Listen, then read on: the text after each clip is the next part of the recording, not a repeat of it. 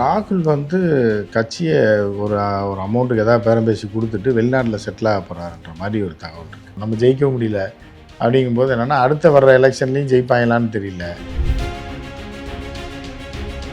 திமுக கூட்டணியில் இப்போ ரெண்டு காங்கிரஸ், தமிழ்நாடு ராகுல் காங்கிரஸ் அப்படின்னு ஆரம்பிக்க போகிறாங்க. புதுசாக ஆரம்பித்து திமுகவோட கூட்டணி. மேக்சிமம் திமுக கழட்டி விடணுன்ற முடிவுக்கு வந்துச்சு. காங்கிரஸ்ன்ற சனியை வெளியே போயிடுச்சு அப்படின்னா அதில் ஒரு 10 இடங்கள் ஆளுக்கு 2 பிரித்து கொடுக்கலாம். அதனால் புது காங்கிரஸ் உருவாக போகுது தமிழ்நாட்டில். அது திமுகவோட கூட்டணி. இன்னொரு காங்கிரஸ், செத்த காங்கிரஸ் விஜயோட தாவேகோட கூட்டணி. அதோட அதுக்கு புதகுலி தான்.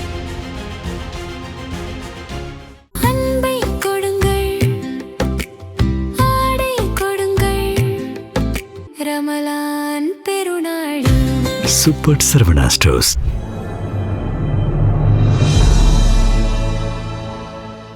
தமிழ் நியூஸ் நேயர்களுக்கு வணக்கம். இன்றைய சிறப்பு நேர்காணலில் நம்மோடு இருந்திருப்பவர் மூத்த பத்திரிகையாளர் திரு உமாபதி சார். வணக்கம் சார். திமுக காங்கிரஸ் கூட்டணியில் மீண்டும் ஒரு சர்ச்சை ஏற்பட்டிருக்கிறதா? பேச்சுவார்த்தைக்கு போனாங்க, சுமூகமாக தான் போச்சுன்னு சொல்லி மாநில தலைவர் சொல்கிறாரு. ஆனால் மறுநாள் அந்த ஐவர் குழுவினுடைய தலைவர் கிறிஸ் ஜோடங்கர் என்ன சொல்கிறார் அப்படின்னா, இல்லை அவங்க 25 தான் தர்ற மாதிரி இருக்காங்க, எங்களுக்கு நாங்கள் கொடுத்துருக்கக்கூடிய விஷ்லிஸ்ட்டு, நாங்கள் கொடுத்த விருப்பப்பட்டியலை அவங்க பரிசீலிக்கணும், அதிக தொகுதிகள் வழங்கணும். விஜய் எங்களை நல்லா உணர்ந்து வச்சிருக்கிறாரு, அவர் ராகுல் காந்தியினுடைய அந்த மதிப்பை நல்லா புரிஞ்சு வச்சிருக்காரு, எங்களுடைய பலத்தை அவர் அறிஞ்சு வச்சிருக்கிறாரு அப்படின்னு சொல்லி விஜயை ஒரு பக்கம் புகழ்ச்சி பண்ணி டிஎம்கேவுக்கு இப்படி லாக் பண்ணுறாரு. இன்னொரு பக்கம் பார்க்குறோம், எக்ஸ் தளத்தில் திரு ராகுல் காந்தி அவர்கள் நம்முடைய மாநில முதலமைச்சர் அவர்களுக்கு ஒரு பர்த்டே விஷஸ் சொல்கிறாரு. அதில் ஏதோ கடமைக்குன்னு போடுற மாதிரி போட்டிருக்காரு. எப்போவுமே ரொம்ப சென்டிமெண்ட்லாம் பேசக்கூடிய ஒரு மை டியர் பிரதர் அப்படின்லாம் சொல்லுவார். இதில் ரொம்ப கடமைக்குன்னு போட்டிருக்காரு அப்படின்ற மாதிரி அதுலேயும் ஒரு அரசியல் பார்க்குறாங்க. என்ன நிலைமையில் இருந்து கொண்டு இருக்கிறது? டிஎம்கே 25 ஜாஸ்தின்னு நினைக்கிறீங்களா? இல்லை, 25 ஜாஸ்தின்னு இல்லை. ராகுல் கட்சியை ஒரு ஒரு அமௌண்ட்டுக்கு ஏதாவது பேரம் பேசி கொடுத்துட்டு வெளிநாட்டில் செட்டில் ஆக போகிறாருன்ற மாதிரி ஒரு தகவல் இருக்குது. ஏன்னா பிஜேபி ஜெயிக்க முடியல, இப்போ ஜெயிக்க முடியல, நம்ம போடுற கணக்கு பூரா தப்பாக போகுதுன்னு தெரிஞ்சாலும் சரி, நம்மளே ராகுல் இப்போ எப்படின்னா வாழ்வே மாயம் படம், இன்னும் ஒரு படம் வந்தது, கமலஹாசன் படம். அதில் கமலஹாசன் ஸ்ரீதேவியை அப்படி லவ் பண்ணுவாங்க, ஓடி ஓடி விரட்டி லவ் பண்ணுவாங்க. பெரிய அழகி பண்ணி, அவள் ரொம்ப டீசன்ட் கேர்ளு, ரொம்ப நல்ல பொண்ணு. லவ் பண்ணி கடைசியில் லவ் பண்ணிடுவார். லவ் பண்ணி 2 பேரும் ஜாலியாக இருப்பாங்க. பாட்டெலாம் போயிட்டுருக்கும்போது கமலுக்கு பிளட் கேன்சர் வந்துடும். இதை வெளியே சொல்லவே மாட்டாங்க. கடைசியில் பார்த்தா ஸ்ரீதேவியை வெறுத்து ஒதுக்கி அவமானப்படுத்திக்கிட்டே இருப்பாப்புல. இது என்ன காரணம்னே தெரியாது. திடீர்னு பார்த்தா ப்ராஸ்டியூட் வீட்டில் போய் பாட்டு போடுவாப்புல. ஸ்ரீபிரியா இதாக இருப்பாள், டான்ஸர், அவள் வீட்லேயே கிடப்பாப்புல. இவ பார்த்து கடுப்பாகிற வரைக்கும் ஸ்ரீதேவி இறங்கி போய் என்னமோ கேட்டு பார்ப்பா, ஒன்றும் சொல்ல மாட்டாங்க. என்னை பார்த்தாலே உனக்கு வெறுப்பு வரணுன்ற மாதிரி நடந்துக்குவாப்புல. என்னடா காரணம்னே அவனுமே படம் பார்க்குறேன்னு புரியாது. நல்லா தான் அவங்க லவ் பண்ணிட்டு இருந்தாங்க, நல்லா தான் போயிட்டு இருந்து, ஸ்ரீதேவி பின்னாடியே சுற்றிட்டு இருந்து, கடைசியில் லவ் கைகூடி வந்ததுக்கப்புறம் திருப்பி ப்ராஸ்டியூட் வீட்டுக்குள்ளே போயிட்டாப்புல கமல். அவளோட போய் செட்டில் ஆகிட்டாப்புல, அவள் போட பாட்டு பாடுறது, இது பண்ணுறது, சரக்கு அடிக்கிறது, இப்படி போயிட்டாப்புலன்னு பார்த்தா கடைசியில் கிளைமேக்ஸில் தெரியும், நீ என்னை வெறுக்கிற அளவுக்கு வெறுத்து ஒதுக்குனேனா தான் நான் செத்தாலும் நீ என்னுடைய காதல் உன்னை பாதிக்காது, அதுக்காக தான் நான் வேணுன்னே தான் பண்ணேன் அப்படின்ற மாதிரி ஒரு இதை வச்சு முடிப்பாங்க. புரியுதா? ஸோ அந்த மாதிரி தான் இப்போ ராகுல் அந்த படத்து மாதிரி, வாழ்வே மாயம் அப்படின்ற படத்து மாதிரி தான் இப்போ ராகுல் என்ன பண்ணுறாப்புலன்னா, நம்மளை எல்லாம் இந்திய மக்கள் பூரா வெறுக்கணும், கோமாளித்தனம், கேனத்தனம், கிறுக்குத்தனம் எல்லாத்தையும் பண்ணிட்டோம்னா காங்கிரஸை மொத்தமாக மக்கள் வெறுத்து ஒதுக்கி எல்லாம் போனதுக்கப்புறம் நம்ம விட்டுட்டு வெளிநாட்டுக்கு போய் செட்டில் ஆகிடலாம். ஏன்னா நம்மளால் முடியல. நீங்கள் இத்தாலிக்கா சார்? இல்லை, இத்தாலிக்குன்னு இல்லை, தாய் வீட்டு பாசம் எல்லாருக்கும் இருக்கிறது தான். பட் இத்தாலிக்கா இல்லை, எங்கேயோ ஒரு இடத்துல போய், அவருக்கு இத்தாலி பிடிக்காது, போக மாட்டாப்புல. அவர் இந்தோனேஷியா போவாப்புல, தாய்லாந்து போவாப்புல, வேறு சில யூரோப்புக்கு அப்பப்போ போவாப்புல. அது டூர் போகிறது. ஸோ அதனால் வெளிநாட்டில் ஒரேடியாக செட்டில் ஆகிடலான்னு இந்த மாதிரிலாம் செஞ்சுட்டு இருக்காருன்னு நினைக்கிறேன். ஏன்னா வெற்றி பெறுவதற்கு வாய்ப்பு இருந்த போதிலும் அந்த கட்சியை இவரே மண்ணவாரி போடுறது. புரியுதா? இந்த மாதிரியான வேலைகளை செஞ்சுட்டு இருக்காப்புல. ஸோ கட்சியை விட்டுட்டு போக போகிறாருன்ற மாதிரி தான் கேட்குறேன் சார். அறிவுபூர்வமான வாதங்களை வைக்கிறாரு, ஓட்சோரியை பற்றி பேசுகிறாரு. அதெல்லாம் அப்போ தான் கட்சி வேலை போகும். இப்போ சரத்குமார் மொத்தமாக கொண்டு கட்சியை விற்கலையா பிஜேபியில்? ஒரு அமௌண்ட்டும் எனக்கு சீட்டும் கொடுங்கன்னு சொல்லி அந்த மாதிரி பரபரப்பாக ஏங்கினா தானே வேலை போகும். புரியுதா? அந்த அளவுக்கு விற்கிற அளவுக்கு என்ன முடிச்சுட்டு இல்லை, போதும் கல்யாணமாக ஆகலை இதாகலை வெளிநாட்டில் போய் செட்டில் ஆயிடுவோம், நம்ம ஜெயிக்கவும் முடியல அப்படிங்கும்போது என்னென்னா அடுத்த வர்ற எலெக்ஷன்லேயும் ஜெயிப்பாங்களான்னு தெரியல. ஏன்னா செய்கிறது அப்படி தானே இருக்குது. இப்போ அடுத்த எலெக்ஷனில் ஜெயிக்கிறவனா இருந்தால் என்ன பண்ணுவாங்க, எதிர்கட்சியில் பூரா இப்போ இருந்தே அரவணைச்சு அவர்கள் கூடயே பேக் பண்ணி இந்த டைம் மோடியை முடியாமல் விடக்கூடாதுங்க அரசியல்லேருந்து அப்படி தானே போவாங்க. அப்போ கூட இருக்கவன் ஆதரிக்கிறவனை ஒரு காலத்தில் அண்ணன்ற தம்பின்ற எல்லாம் சொல்லிவிட்டு இப்போ வந்து மிஸ்டர்னா அப்போ எதை நோக்கி நீங்கள் போகிற? விஜயோட சேர்ந்து நீங்கள் இப்போ இதை ஒழிச்சுருவீங்களா பிஜேபியை? விஜய் வந்து தான் பொண்டாட்டி பிரச்சனையில் வந்து டைவர்ஸ் கேஸில் ஜெயிக்கிறதே கஷ்டமாக இருக்குது. நீ கொண்டு போய் எலெக்ஷனில் ஜெயிச்சு நீ கூட்டணியில் போட்டு நிலத்தை கொடுக்க போகிறீங்க. அப்போ வந்து ராகுல் கட்சியை விற்க போகிறாருன்னா அதுவும் 40 வயசு கீழே உள்ளவங்கலாம் வந்து விஜய் பக்கம் அப்படியே அணி திரண்டுட்டாங்க அப்படின்ற மாதிரிலாம் வந்து கிறிஸ்துவடங்கர் சொல்கிறாரு. அப்படியே அப்போ இளைஞர்களினுடைய ஒரு நம்பிக்கை நட்சத்திரமாக விஜய் இருக்காருன்னு சொல்லி அப்போ ராகுல் வரைக்கும் நம்புறாங்களா? நம்புகிறாங்கன்னா அதான் இந்த நம்பிக்கை தான். அது குரல் யுத்தியக்காக காட்டுற மாதிரி தான் விஜய் காட்டும்போது அவங்க என்ன நம்புகிறாங்க அப்படிங்கும்போது ஆதவர்ஜனாலாம் கூப்பிட்டு பேச்சுவார்த்தை நடத்துகிறாங்கன்னா அவங்க தராதரம் எவ்வளோ எப்படி இருக்குன்றதை நீ பார்த்துங்க. இங்கே ஆதவர்ஜனா டச் மாமியாரே வந்து ஆதவர்ஜனாக மரியாதை கொடுக்காது. அவங்க அண்ணா திமுகவில் இருக்காங்க. நீ வந்து ராகுல் கூப்பிட்டு பேசுகிற அப்படின்னா எவ்வளோ கூமுட்டைகளாக இருப்பாங்கன்றது இதில் வச்சு. இப்போ நீங்கள் சொன்னது நான் ஆதவர்ஜன் டச் பண்ணதுனால இப்போது கிடைக்கப்பட்டிருக்கக்கூடிய அண்மை செய்தி நம்ம பார்க்குறோம். ராகுல் காந்தி அவர்கள் தற்போது ஹைதராபாத்திலே அவர் இருக்கிறார். இவர் ஆதவர்ஜன் அவர்கள் தற்போது ஹைதராபாத்துக்கு புறப்பட்டு சென்று கொண்டிருக்கிறார் என்பது குறிப்பிடத்தக்கது. திரைமறைவில் இப்போ பேச்சுவார்த்தை நடக்க போகுது. ஆதவர்ஜனாவும் ராகுல் காந்தி அவர்களும் சந்தித்து திரைமறைவில் பேச்சுவார்த்தை நடத்த. நாளைக்கு கூட்டணி முறிய போகுது. நாளைக்கு நாளை கழிச்சு முறிய போதா சார்? முறிய போகுது உறுதியாக 90% கன்ஃபார்ம். திமுக கூட்டணியில் இப்போ ரெண்டு காங்கிரஸ் புதுசாக ஒன்று ஆரம்பிக்கிறாங்க. இந்திரா காங்கிரஸ் கேள்விப்பட்டிருக்கேன், ஸ்தாபன காங்கிரஸ் கேள்விப்பட்டிருக்கேன். இப்போ ராகுல் காங்கிரஸ்னே தமிழ்நாட்டில் ஆரம்பிச்சு ராகுலை வெளியே துரத்தி விட்டு ராகுல் காங்கிரஸ் திறந்து விட்டு இவங்க வந்து தமிழ்நாடு ராகுல் காங்கிரஸ் அப்படின்னு ஆரம்பிக்க போகிறாங்க. புதுசாக ஆரம்பிச்சு திமுகவோட கூட்டணி தமிழ்நாடு ராகுல் காங்கிரஸ் அண்ணா ஆரம்பிச்சு டிஆர்சி டிஎம்சி மாதிரி தமிழ் மாநில ராகுல் காங்கிரஸ் டிஎம்ஆர்சி போட்டு தனியாக ஆரம்பித்து அது ஒரு குரூப்பு. அவங்களுக்கு வந்து 15 சீட்டு திமுக கொடுக்க நாளை கழிச்சு வந்துடும் ரிசல்ட்டு. உடனே எலெக்ஷன் கமிஷனில் முன்னாடியே ஃபோன் பண்ணி சொல்லிட்டாங்களாம், ஒரு இது சிம்பிள் எடுத்து வச்சுருங்க நமக்கு எல்லாம் சொல்லிட்டாங்கன்னா பிஜேபி ஓகேட்டாங்க. ஏன்னா காங்கிரஸ் அழியுதுங்கும் போது உடனே கட்சி ரிஜிஸ்டர் பண்ணிடுவாங்க. உடனே ரிஜிஸ்ட்ரேஷன் கொடுத்து எல்லாம் பண்ணி டக்குன்னு ஒரு மாம்பழ சிம்மா வேணுமான்னு வேற கேட்டிருக்காங்க புதிய காங்கிரஸ்க்கு. ஓகே இல்லை அது வேண்டாம், பழசு வேணாம், வேற புதுசாக தான் கொடுங்க சொல்லி கேட்டிருக்காங்க போல். நீ பேப்பர் மட்டும் அனுப்புங்க, அடுத்த செகண்ட் நான் கையெழுத்து போட்டு அனுப்பிடுறேன். அதனால் புது காங்கிரஸ் உருவாக போகுது தமிழ்நாட்டில். அது வந்து திமுகவோட கூட்டணி. இன்னொரு காங்கிரஸ் செத்த காங்கிரஸ் வந்து விஜயோட தாவேகாவோட கூட்டணி. அதோட அதுக்கு புதகுழி தான். கேட்கும்போது ரொம்ப வியப்பா பிரமிக்க வைக்கக்கூடிய. எதுக்கு பிரமிப்பா இருக்கு? இதில் ஒன்றும் பிரமிக்கிறதுக்கு ஒன்றுமே. இப்போ தமிழ் மாநில காங்கிரஸ் எப்படி நம்ம மூப்பனார் ஐயா அவர்கள் வந்து ஆரம்பிச்சு அதோட காங்கிரஸ் ஒழிச்சு கட்டினாங்களோ அதே மாதிரி இப்போ உள்ள சூழ்நிலையில் எல்லாம் வந்து ஒரு 15 சீட்டு அவங்களுக்கு கொடுக்க போகிறாங்க. 10 சீட்டு டிஎம்கே மிச்சம்தான் 25ல். பிளவுபட்ட காங்கிரஸுக்கு நீங்கள் சொன்னது. Okay okay. அப்படி சிட்டிங் எம்எல்ஏ வந்து அவங்களுக்கு போகாம சீட்டு கன்ஃபார்மு. அதில் 2-3 பேர் வரலைன்னா அந்த சீட்டை புதியவர்களுக்கு கொடுத்து 15 சீட்டு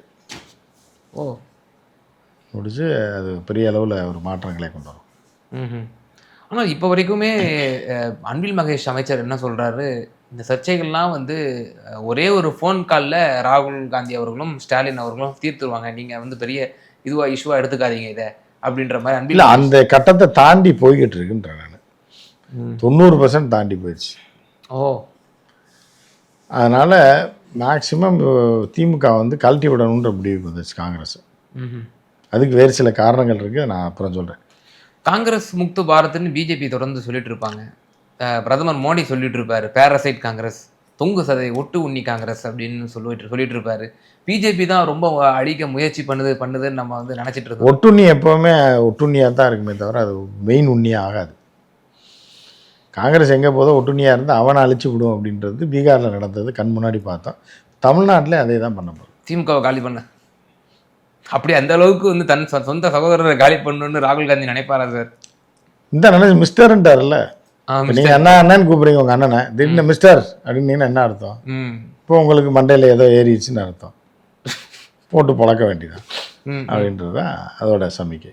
ம் ஆனால் சார் இப்போ தொடர்ந்து செல்வ பிறந்தகையாக இருக்கட்டும், ப. சிதம்பரமாக இருக்கட்டும், இவங்க செட் ஆஃப் பீப்புளெலாம் வந்து திமுக காங்கிரஸ் வலுவாக இருக்குது. பீட்டர் அல்ஃபோன்ஸ் கூட என்ன சொல்கிறார், திமுக காங்கிரஸ் வலுவாக இருக்குது. இப்படிப்பட்ட சலசலப்பான கருத்துக்கள் இன்னும் ஒரு இன்னும் உச்சத்துக்கு போய் நாடாளுமன்றத்தோட கொறடா இவர் மாணிக்கம் தாகூர் அவர் பேசுறது தனிப்பட்ட கருத்து. ஒரு குழு அமைச்சிருக்காங்க, அந்த குழுவினோட தலைவர் சுக்ரு சோடங்கர் அவர் தாவேக்காவை புகழ்ந்து பேசுறாரு, எங்களுக்கு 12% 20% வாக்கு இருக்குன்றாரு, இப்படிலாம் பேசுறாரு. அது தனிப்பட்ட கருத்துன்னு சொல்லி செல்வ பிறந்தகை போன்றவர்கள்லாம் சொல்றாங்க. இன்னொன்று அவருக்கு எதிராக மறுப்பு தெரிவித்து அது வந்து கண்டிக்கத்தக்கதுன்னு சொல்லி விஜய் வசந்த் வந்து கன்னியாகுமரி எம்பி சொல்றாரு. இப்படி அப்பட்டமா ஒரு இருவேறு கருத்து உடையவர்கள் காங்கிரஸ் கட்சியில் இருக்காங்க அப்படின்னு இருக்காங்கல்ல. அந்த ஜோடங்கர்ன்ற நபர்லாம் வந்து பார்த்தீங்கன்னா கோவாவில் காங்கிரஸ் அழிய காரணமாக இருந்த ஒரு ஒட்டுண்ணி. அந்த ஒட்டுண்ணியை கொண்டு வந்து தமிழ்நாட்டில் பொறுப்பாளராக போட்டால் ஒன்றும் ஜெயித்தவனை கொண்டு வந்து அங்கேயே அதே மாதிரி இங்கேயும் ஜெயிக்கணும், நீங்கள் இதையும் தமிழ்நாட்டையும் பார்த்துக்கன்னு சொன்னால் பரவாயில்ல. அது ஒரு ஒட்டுண்ணி வீணாக போனவனுங்க காலங்காலமாக ஆண்டுகிட்டு இருந்த கோவாவில் ஆண்டுகிட்டு இருந்த காங்கிரஸை காலி பண்ணிட்டு இருந்த ஒரு ஆளை கொண்டு வந்து பொறுப்பாளராக போட்டால் அவன் எப்படி பண்ணுவாங்க? இன்னும் ஒழிச்சு மண்ணோட மண்ணாக்கி விட்டு போயிடுவாங்க. ஸோ ஆல்ரெடி டிஎம்கே காங்கிரஸுக்கு செக் வச்சிருச்சா சார்? இப்போ தேமுதிக உள்ள எடுக்கும் போதே இல்லை, செக்கு வைக்கிறதும் இல்லை, அவங்க அடங்கலை அப்படின்னா அவனை தூக்கி எறிஞ்சிட வேண்டியதான்ற முடிவுக்கு எப்போயோ காங்கிரஸ் வந்துருச்சு. வந்துட்டு தான் அதை பண்ணிகிட்டு இருக்காங்க. அது இதாயிடும், அவ்வளோதான். அது காங்கிரஸ் கதை முடிஞ்சு போச்சு. வெளியே போச்சுன்னா காங்கிரஸ் காலி. அது ராகுல் தான் முடிவு பண்ணணும். உள்ளேருந்து வாழ போகிறோமா, வெளியே போய் சாக போகிறோமா? சார் இப்போ இன்னைக்கு அஃபிஷியலாகவே விடுதலை சிறுத்தைகள் கட்சியை கூப்பிட்டுருக்குறாங்க. அவங்க 12 சீட்டுகள் கேட்பதாக வந்திருக்கக்கூடிய தகவலை நம்ம பார்க்குறோம். டபுள் டிஜிட் கேட்குறாங்க. இப்போ ஏற்கனவே புதிய கட்சிகள் நிறைய திராவிட முன்னேற்ற கழகம் வசம் வந்திருக்காங்க. அவங்களெல்லாம் சீட் ஷேரிங்க்கும் கூப்பிட்டு அவங்கள ஒரு அலையன்ஸ் பார்ட்னராக அங்கீகரிச்சுக்கிறது நம்மளுடைய மாண்புமிகு முதலமைச்சர் அவர்கள்.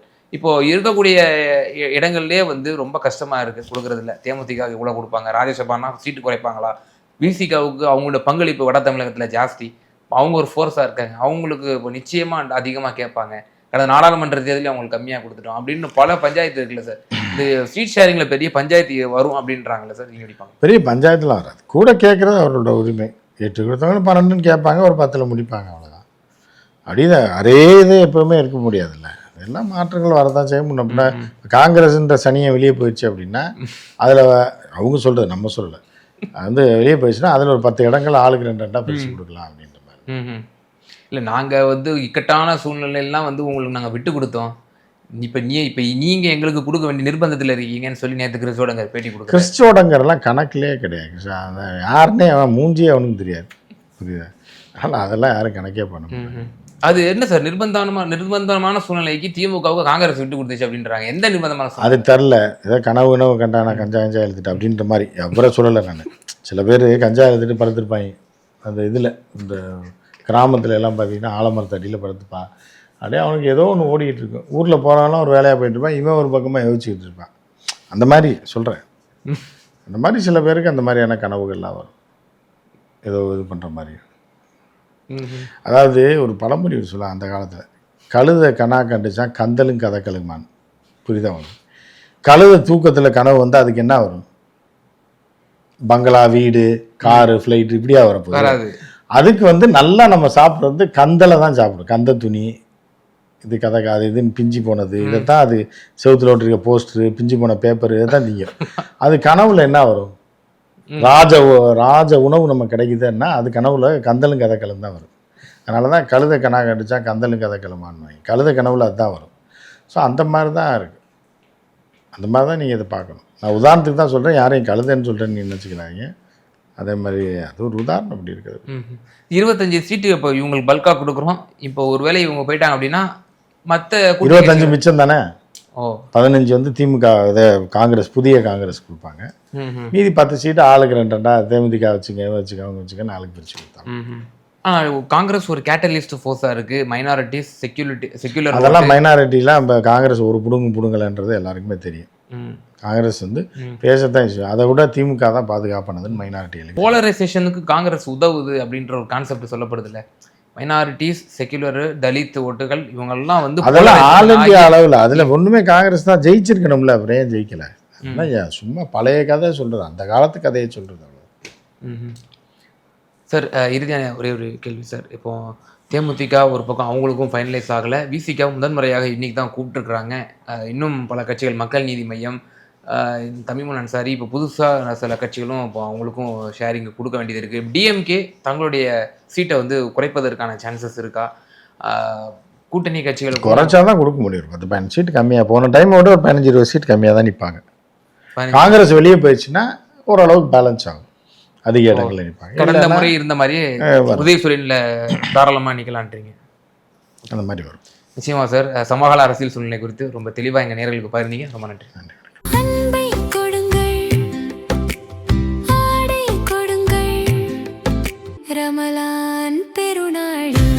Super Saravana stores.